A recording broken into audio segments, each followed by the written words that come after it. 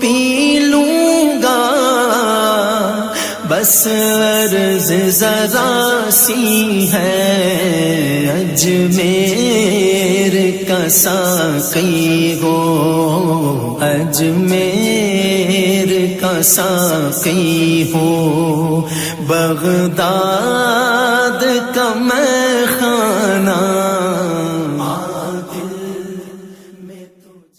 اعوذ باللہ من الشیطان الرجیم، بسم اللہ الرحمن الرحیم۔ جیسے کہ آپ حضرات کو معلوم ہے کہ زکوٰۃ کے مصارف پر کلام چل رہا تھا، تو یہاں پر ایک سوال یہ پوچھا جاتا ہے کہ مثال کے طور پر ہمارا کسی پر کچھ قرض ہے کہ جو ہم نے اس سے لینا ہے اور ہماری زکوٰۃ بھی بن رہی ہے۔ مثال کے طور پہ اس سے 5,000 روپے ہم نے اسے قرض دیا تھا اور اب ہماری زکوٰۃ بھی جو ہے 5,000 روپے بن رہی ہے، تو کیا ہم ایسا کر سکتے ہیں کہ اسے کہیں کہ جو قرض تم نے دینا تھا وہ نہیں دینا اور جو ہے یہ زکوٰۃ ہم جو ہے ہماری زکوٰۃ ہو گئی اور اسے آپ رکھ لیں زکوٰۃ کے طور پر؟ تو یاد رکھیے کہ اس طرح آپ کی زکوٰۃ ادا نہیں ہوگی، کیونکہ ہم نے نیت کے جو ہے نا پروگرام میں آپ کو یہ بتایا تھا کہ اس میں نیت کرنا ضروری ہوتا ہے۔ نیت 2 مقام پر کی جاتی ہے، یا تو جب آپ نے پیسہ علیحدہ کیا ہو اس وقت آپ کی زکوٰۃ کی نیت ہو، یا جب آپ کسی شریف فقیر کو وہ پیسہ دیتے ہیں تو اس وقت آپ کی زکوٰۃ کی نیت ہو اور سامنے والے کو مالک بنانا۔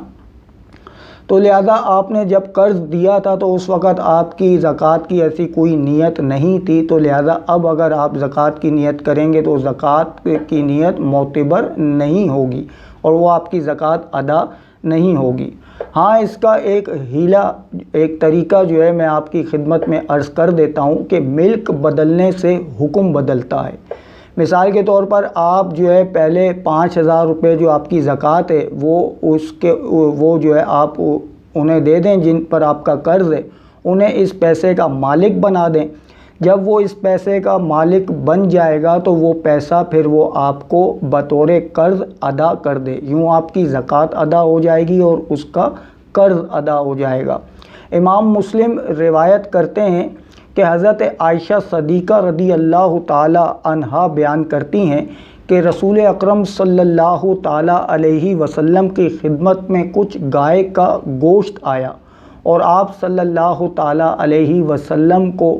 یہ بتایا گیا کہ یہ گوشت فلاں پر صدقہ کیا گیا تھا۔